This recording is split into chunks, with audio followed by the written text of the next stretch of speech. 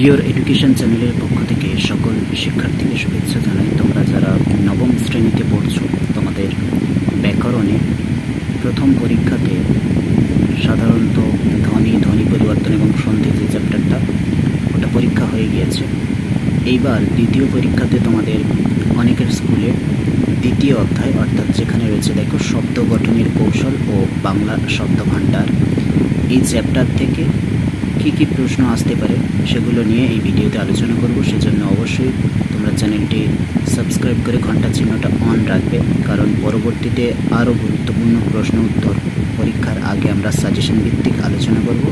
সেগুলো পেতে হলে অবশ্যই তোমাদেরকে চ্যানেলটি সাবস্ক্রাইব করে ঘন্টা চিহ্নটা অন রাখতেই হবে, তবেই আমাদের ভিডিওর নোটিফিকেশান তোমাদের ফোনে চলে যাবে।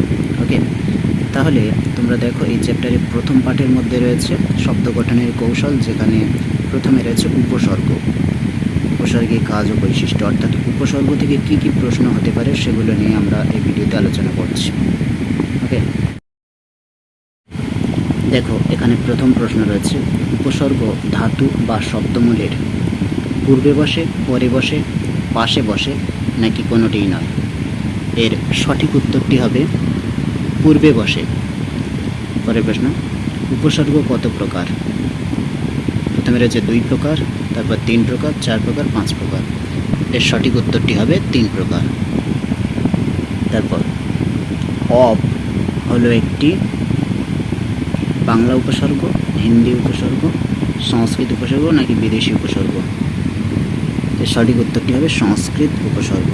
তারপর দেখো প্রপরা, এ দুটি হলো সংস্কৃত উপসর্গ, বাংলা উপসর্গ, বিদেশি উপসর্গ নাকি সবকটি? সঠিক উত্তরটি হবে সংস্কৃত উপসর্গ। তারপর উপসর্গ শব্দের পরিবর্তন ঘটায়, ভাষার পরিবর্তন ঘটায়, ভাষার পরিবর্তন ঘটায় না, অর্থের পরিবর্তন ঘটায় নাকি কোনোটিই নয়? এর সঠিক উত্তরটি হবে অর্থের পরিবর্তন ঘটায়। পরের প্রশ্ন, ফুল একটি সংস্কৃত উপসর্গ, বাংলা উপসর্গ, হিন্দি উপসর্গ নাকি বিদেশি উপসর্গ? এর সঠিক উত্তরটি হবে বিদেশি উপসর্গ। পরের প্রশ্ন, দুরাশা শব্দটির মধ্যে উপসর্গটি হলো দূর নাকি দূরা নাকি দুরাশা? সঠিক উত্তরটি হবে দূর। পরের প্রশ্ন, কোনটি উপসর্গ নয়? নীর, বদ, ভাই, অনু। এর মধ্যে সঠিক উত্তরটি হবে ভাই। পরের প্রশ্ন, নারাজ শব্দের উপসর্গটি হলো সংস্কৃত উপসর্গ, বাংলা উপসর্গ, হিন্দি উপসর্গ, বিদেশি উপসর্গ? সঠিক উত্তরটি হবে বাংলা উপসর্গ। পরের প্রশ্ন, গরমিল শব্দের গড় একটি সংস্কৃত উপসর্গ, বিদেশি উপসর্গ, বাংলা উপসর্গ নাকি পালি উপসর্গ? সঠিক উত্তরটি হবে বিদেশি উপসর্গ। তারপর অত্যাচার শব্দটিতে যুক্ত হয়েছে যে উপসর্গ তা হলো অত্যা, অত্ত, অতি না অ? সঠিক উত্তরটি হবে অতি। তারপর দেখো ধাতুর সঙ্গে মিশে যায় উপসর্গ, অনুসর্গ নাকি অব্যয় নাকি সন্ধি? এর সঠিক উত্তরটি হবে ধাতুর সঙ্গে মিশে যায় উপসর্গ। এরপর দেখো ধাতুর পূর্বে বসে উপসর্গ নতুন শব্দ গঠন করে, পুরাতন শব্দকে শুদ্ধিকরণ করে, বাক্য মধ্যে পৃথকভাবে বসে নাকি শব্দ বিভক্তির প্রয়োগ ঘটায়? উত্তর হবে নতুন শব্দ গঠন করে। পরেরটা দেখো, ফি বছর শব্দে যে উপসর্গ রয়েছে তা কোন ধরনের উপসর্গ? বাংলা উপসর্গ, সংস্কৃত উপসর্গ, বিদেশি উপসর্গ নাকি কোনোটিই নয়? উত্তরটা হবে ফরাসি, বিদেশি উপসর্গ হবে। তারপরে প্রশ্ন দেখো, ফি একটি ইংরেজি উপসর্গ, বাংলা উপসর্গ, ফরাসি উপসর্গ নাকি জার্মান উপসর্গ? সঠিক উত্তরটি হবে ফরাসি উপসর্গ। পরের প্রশ্ন, কোনটি বিদেশি উপসর্গযুক্ত শব্দ? দেখো প্রথমে রয়েছে বিদেশ, অকাজ, প্রহার, ফুলবাবু। তাহলে এর সঠিক উত্তরটি হবে ফুলবাবু। তারপরে প্রশ্ন দেখো, একটি বাংলা উপসর্গের দৃষ্টান্ত হলো শু, অন, নিম, হেড। সঠিক উত্তরটি হবে শু। তারপর নিরন্ন শব্দটির উপসর্গটি হলো নি, নাকি নি বিসর্গ, নাকি নীর, নাকি নীর। সঠিক উত্তরটি হবে, দেখো সঠিক উত্তরটি কি রয়েছে, নীর হবে, নীর, নয় হাস্যই র। তারপরে প্রতিদিন শব্দে প্রতি হলো উপসর্গ, অনুসর্গ, অব্যয়, নাকি কোনোটি নয়। উত্তরটা হবে উপসর্গ। পরেরটা দেখো, কোনটি উপসর্গ নয়, পরি, প্রেস, অ, মিনি। তাহলে এর উত্তরটি হবে প্রস। তারপর দেখো, ধাতু বা শব্দমূলের আগে বসে নতুন অর্থযুক্ত শব্দ সৃষ্টি করে সমাস, অনুসর্গ, বিভক্তি, নাকি উপসর্গ। সঠিক উত্তরটি হবে উপসর্গ। তারপর দেখো, উপসর্গ হলো ইংরেজিতে প্রিফিক্স, সাফিক্স, কনজাংশন, নাকি প্রিপোজিশন। উত্তরটি হবে প্রিফিক্স। তারপর উপসর্গ ধাতু বা শব্দমূলের আগে বসে যা যা ঘটায় তা হলো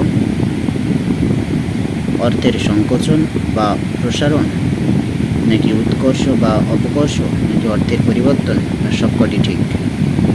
এর সঠিক উত্তরটি হবে সবকটি ঠিক। তারপর দেখো, সংস্কৃত ভাষায় উপসর্গের সংখ্যা 19, 15, 20, 22। এর সঠিক উত্তরটি হবে 20। এবার তোমরা করবে এসিকিউ প্রশ্ন, অর্থাৎ 1 নম্বরের প্রশ্ন উত্তরগুলো, যে উপসর্গ থেকে কী কী প্রশ্ন হতে পারে। প্রথমে রয়েছে দেখো, উপসর্গ শব্দের অর্থ কী। এর সঠিক উত্তরটি হবে পূর্বে বসে নতুন শব্দ সৃষ্টি করা। পরের প্রশ্ন, উপসর্গের প্রাথমিক কাজ কী। উত্তর, ধাতু বা শব্দমূলের অর্থের পরিবর্তন, সংকোচন বা প্রসারণ, এবং শব্দার্থের উৎকর্ষ বা অপকর্ষ ঘটিয়ে নতুন অর্থযুক্ত শব্দ সৃষ্টি করা।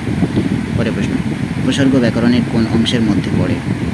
উত্তর হবে রূপ তত্ত্ব অংশের মধ্যে পড়ে। পরের প্রশ্ন, 4টি বাংলা উপসর্গের উদাহরণ দাও। উত্তর হবে অ, অ থেকে অনড়, অনা, অনা থেকে অনাবৃষ্টি, আ থেকে আচমকা, কু থেকে কুকথা।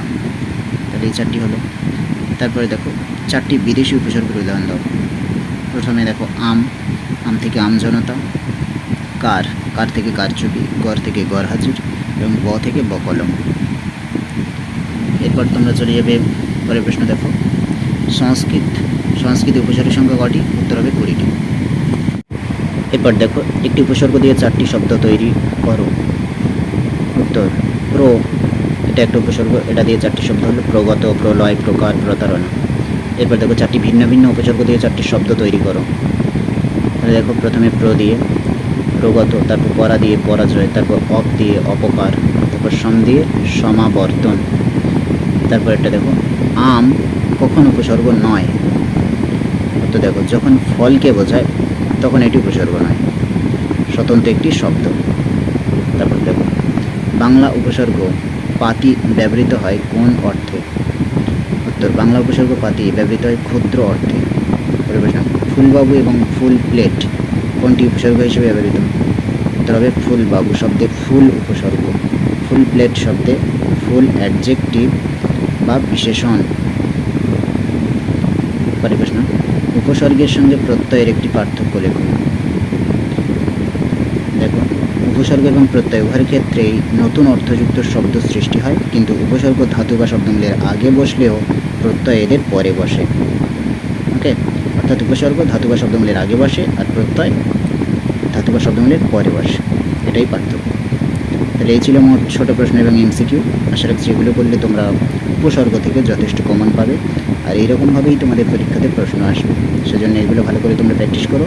আর যারা ভিডিওতে নতুন রয়েছে তারা অবশ্যই চ্যানেলটি সাবস্ক্রাইব করে ঘন্টা চিহ্নটা অন রাখবে। সকলকে অসংখ্য ধন্যবাদ।